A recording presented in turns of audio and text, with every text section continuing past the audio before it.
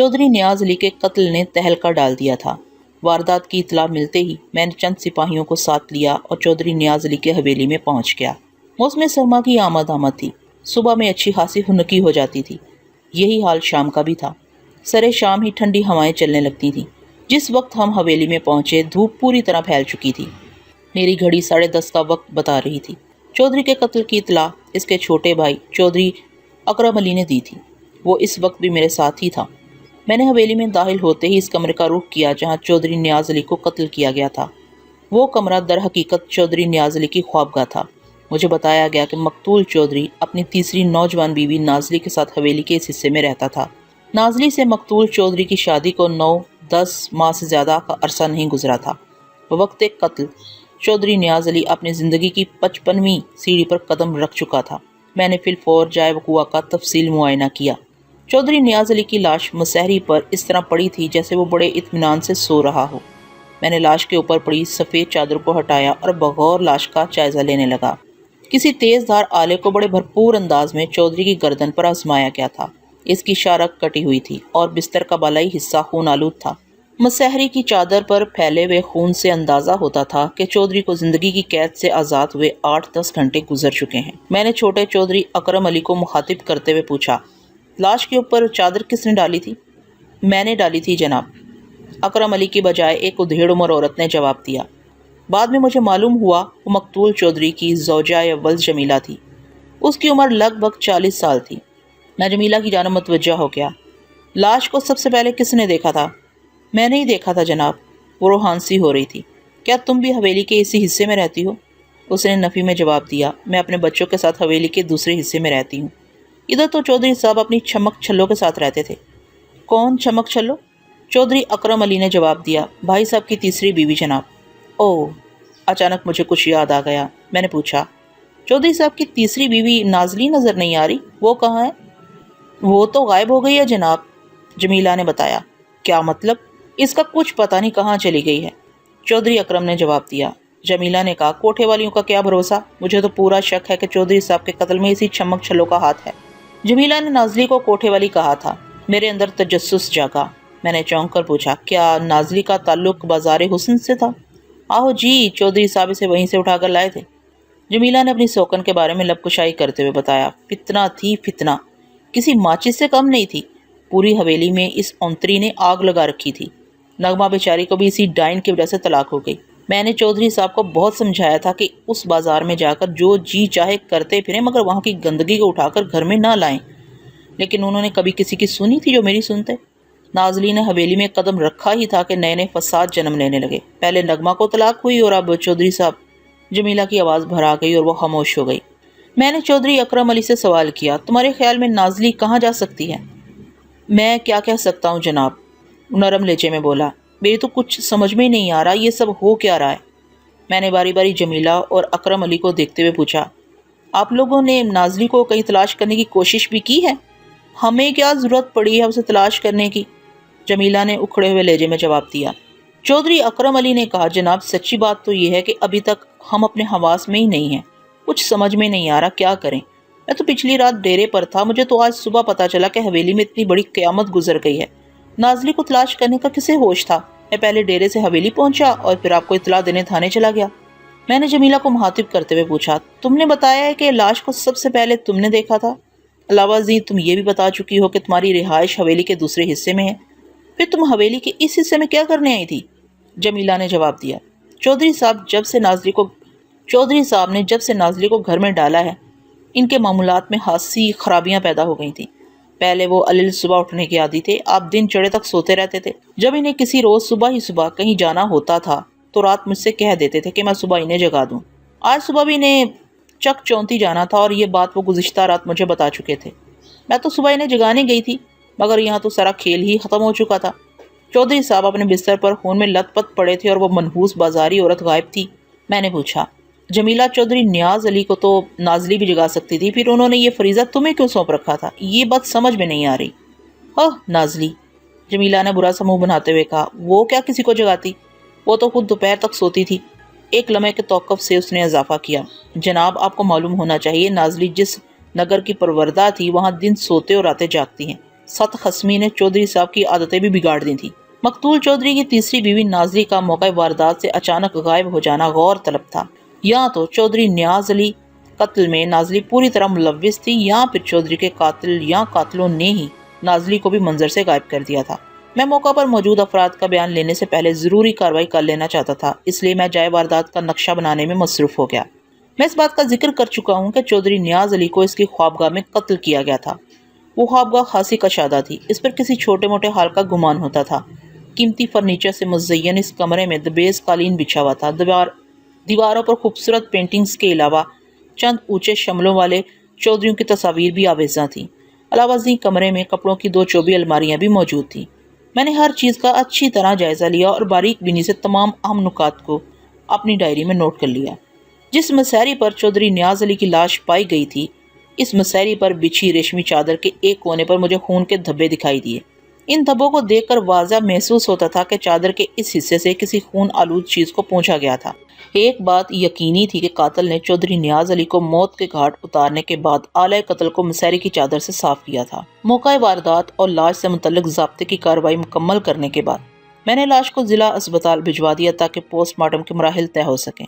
میں نے آلہ قتل کی تلاش میں مقتول کی خوابگاہ کے علاوہ پوری حویلی کو بھی چھان مارا، لیکن مجھے اس کوشش میں کامیابی حاصل نہ ہو سکی۔ البتہ یہ بات یقینی تھی کہ چودھری نیاز علی کو کسی تیز دھار آلے سے ذبح کیا گیا تھا، مثلاً کوئی چھری یا خنجر وغیرہ۔ حویلی میں موجود چودھری اکرم علی اور جمیلہ سمیت تمام افراد کے بیان سے مجھے جو معلومات حاصل ہوئی، ان میں غیر ضروری باتوں کو حذف کر کے میں خلاصہ آپ کی خدمت میں پیش کر رہا ہوں تاکہ آپ اس کیس کے پس منظر سے بخوبی آگاہ ہو سکیں۔ کسی بھی پیش منظر کو سمجھنے کے لیے اس کے پس منظر سے آگاہی ضروری ہوتی ہے، تاہم اس بات کی وضاحت میں پہلے ہی کر دیتا ہوں کہ بہت سی باتیں مجھے بعد میں معلوم ہوئی تھیں، لیکن واقعات کے تسلسل کا خیال رکھتے ہوئے میں انہیں ترتیب وار یہاں لکھ رہا ہوں۔ مقتول چودھری نیاز علی موضع چک 32 کا رہائشی تھا۔ وہ 3 بھائیوں میں سب سے بڑا تھا، ان کی کوئی بہن نہیں تھی۔ مقتول کی پہلی شادی والدین کی زندگی ہی میں جمیلہ سے ہو گئی تھی۔ پھر والدین کے انتقال کے بعد جب حویلی کا انتظام و انصرام چودھری نیاز علی کے ہاتھ میں آ گیا تو اس نے پر پرزے نکالنے شروع کر دیے۔ جب تک اس کے والدین زندہ تھے وہ درمیانے درجے کے چودھری ہوا کرتے تھے، لیکن ان کی وفات کے بعد نیاز علی نے ہاتھ پاؤں پھیلانا شروع کر دیے۔ اس کی زمین اور جائیداد بڑی تیزی سے بڑھنے لگی۔ دیکھتے ہی دیکھتے وہ اپنے چک کا سب سے بڑا چودھری بن گیا۔ اس کی شہرت اور مقبولیت آس پاس کے گاؤں میں پھیل گئی۔ اس کے برعکس اس کے 2 چھوٹے بھائی قدرے کم معروف تھے۔ منجلا بھائی چودھری ریاض علی ایک صلح جو اور امن پسند شخص تھا۔ تیسرا اور سب سے چھوٹا بھائی اکرم علی قدرے تیز مزاج تھا۔ اکرم علی ریاض علی سے 15 سال عمر میں چھوٹا تھا۔ مقتول چودھری کی بیوی جمیلہ ایک خاندانی اور گھریلو عورت تھی۔ کسی زمانے میں دونوں خاندان ہم پلہ تھے، لیکن عذابات کی ترقی نے چودھری نیاز علی کو خاصا مغرور اور خود پسند بنا دیا تھا۔ اس نے جمیلہ کو نظر انداز کرنا شروع کر دیا۔ جمیلہ سے اس کی 3 اولادیں ہو چکی تھیں، لیکن اب وہ کچھ اور ہی سوچے بیٹھا تھا۔ پھر ایک روز اس نے اپنا فیصلہ سب پر ظاہر کر دیا۔ وہ چک 34 کے چودھری خدا بخش کی بڑی بیٹی نغمہ سے دوسری شادی کا ارادہ رکھتا تھا۔ اس بات سے سب سے زیادہ دکھ جمیلہ کو پہنچا۔ وہ زبانی کلامی اپنا احتجاج ریکارڈ کرواتی رہی، لیکن خود سر چودھری منمانی سے باز نہ آیا اور نغمہ ایک روز جمیلہ کی سوکن کے روپ میں حویلی میں داخل ہو گئی۔ جمیلہ اس پوزیشن میں نہیں تھی کہ کھلم کھلا چودھری کی مخالفت کرتی۔ وہ چودھری کو چھوڑنے کا تصور بھی نہیں کر سکتی تھی، لیکن اگر جمیلہ کوئی ضد یا غصہ دکھاتی یا کسی قسم کا کوئی شدید مطالبہ کرتی تو چودھری سے چھوڑنے میں ذرا بھی دیر نہ لگاتا۔ جمیلہ چودھری کے مزاج اور تیوروں سے بخوبی واقف تھی، سو اس نے سوکن کی بھاری سلک و تون اور کرہن سینے پر جما لیا۔ اس کے سوا کوئی چارہ بھی نہ تھا۔ چودھری نیاز علی اپنی حیثیت کے مطابق خاندان میں شادی کر کے بہت خوش تھا۔ نغمہ نے چودھری کے 2 بچوں کو جنم دیا۔ کچھ عرصے کے بعد چودھری نیاز علی نے اپنے چھوٹے بھائی ریاض علی کی شادی اپنی سالی سلمہ سے کرا دی۔ نغمہ اور سلمہ صرف 2 ہی بہنیں تھیں، ان کے 3 بھائی تھے۔ سلمہ کی شادی کے 1 سال کے بعد 6 ماہ کے وقفے سے ایک کے بعد دیگرے چودھری خدا بخش اور اس کی سلمہ کی شادی کے 1 سال بعد 6 ماہ کے وقفے سے یک کے بعد دیگرے چودھری خدا بخش اور اس کا بیٹا حیدر علی چل بسے۔ حیدر علی تینوں بھائیوں میں دوسرے نمبر پر تھا۔ سلمہ اور نغمہ اس سے بڑی تھیں۔ سلمہ کے چودھری ریاض علی کی بیوی بن کر حویلی میں آنے کے بعد جمیلہ کی پوزیشن اور کمزور ہو گئی، لیکن وہ وفاق کی پتلی گلا شکوہ کرنا بھی بھول گئی تھی۔ دونوں بہنیں مل کر اکثر اوقات اس کے ساتھ زیادتی بھی کر جاتی تھی، مگر وہ اف تک نہ کرتی تھی۔ شاید یہ اس کے صبر کا نتیجہ تھا کہ حالات نے اچانک ایک نئی کروٹ لی، گویا ایک زلزلہ آ گیا۔ یہ کوئی ڈھکی چھپی بات نہ تھی کہ چودھری نیاز علی خاصا شوقین مزاج واقع ہوا تھا۔ وہ اپنے ذوق و شوق کی تسکین کے لیے اکثر و بیشتر اس بازار میں بھی جایا کرتا تھا۔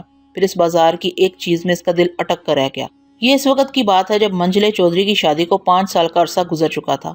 اور اس کے یہاں 2 بچیاں پیدا ہو چکی تھیں۔ چودھری نیاز علی کی غیر نصابی سرگرمیاں تو دونوں بیویوں کے علم میں تھیں اور وقتاً فوقتاً اسے روکتی ٹوکتی بھی رہتی تھیں، بلکہ چھوٹی بیوی نغمہ تو اس سلسلے میں خاصا سخت رویہ بھی اختیار کرتی تھی، کیونکہ وہ بھی ایک بڑے چودھری خاندان سے تعلق رکھتی تھی اور اسے اپنی حیثیت اور خاندانی برتری کا بھی احساس تھا۔ لیکن چودھری نے دل میں جو ٹھان لی تھی اسے عملی جامہ پہنا کر ہی رہا۔ جب نغمہ کو یقین ہو گیا کہ چودھری اس پر سوکن لانے کا فیصلہ کر چکا ہے تو اس نے ہنگامہ کھڑا کر دیا۔ میں اس طوائف زادی کو اس حویلی میں قدم بھی نہیں رکھنے دوں گی، ایک رات اس نے چودھری نیاز علی سے کہا۔ چودھری نے سمجھانے کے انداز میں کہا، مجھے تم سے اس بے وقوفی کی امید نہیں تھی نغمہ۔ ہاں یہ تو مجھے احساس ہے کہ تم جمیلہ کی طرح تعاون نہیں کرو گی۔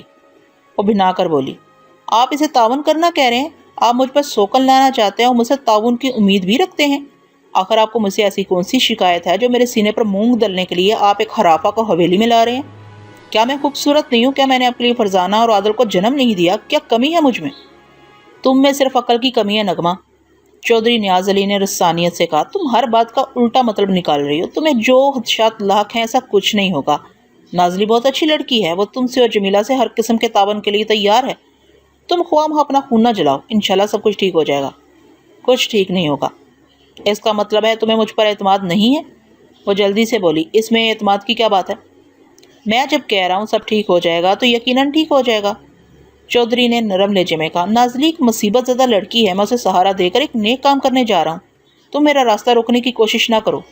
ایسی بہت سی مصیبت زدہ لڑکیاں دنیا میں پڑی ہیں، وہ روٹھے ہوئے لہجے میں بولی۔ کیا سب حویلی میں ڈال لیں گے؟ سب کو نہ صحیح، ایک نازلی کے ساتھ تو میں ہمدردی کر سکتا ہوں۔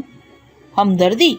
وہ طنزیہ لہجے میں بولی۔ آپ کی ہمدردی کا جواب نہیں ہے چودھری صاحب، میں نے تو سنا تھا آپ اس کنجری کے عشق میں مبتلا ہیں۔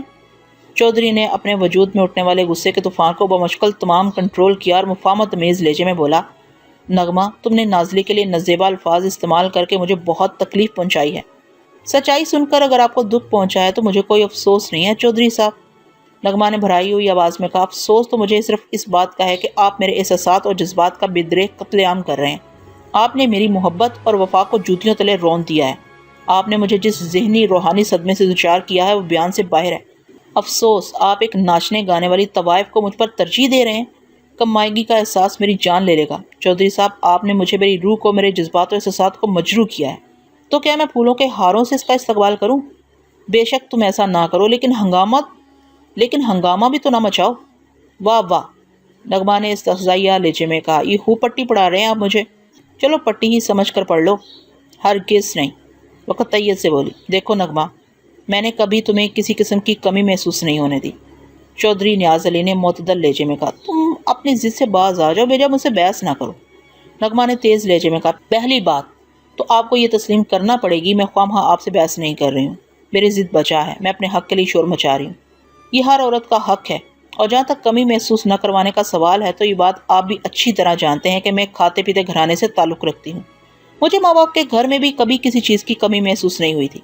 میں تمہاری بات مانتا ہوں، چودھری مصلحت آمیز لہجے میں بولا، مگر تمہاری یہ حق کے لیے شور مچانے والی بات مجھے پسند نہیں آئی۔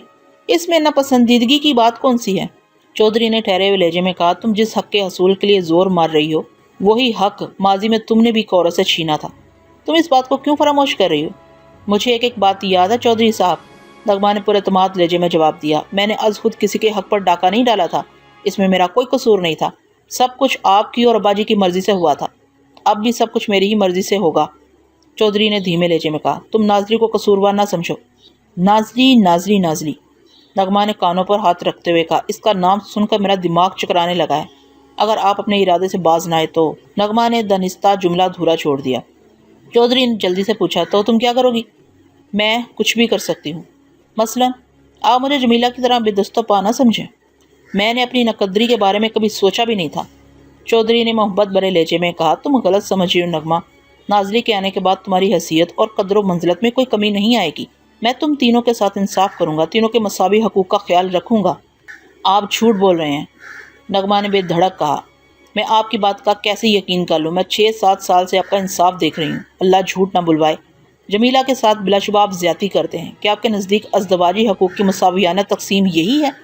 خدا کو حاضر ناظر جان کر بتائیں، کیا آپ جمیلہ کے حقوق پوری طرح ادا کر رہے ہیں؟ یہ جمیلہ ہمارے درمیان کہاں سے آ گئی؟ چودھری نے بیزاری سے کہا۔ نغمہ نے ترکی بات ترکی جواب دیا، جہاں سے نازلی ہمارے درمیان آ گئی۔ بہرحال چودھری نے موضوع گفتگو کو سمیٹتے ہوئے کہا، میں نے تمہیں جو سمجھانا تھا وہ سمجھا دیا۔ نازی عنقریب اس حویلی میں ضرور آئے گی۔ ایک بات میری بھی توجہ سے سننے چودھری صاحب، نغمہ نے ٹھہرتے ہوئے لہجے میں کہا،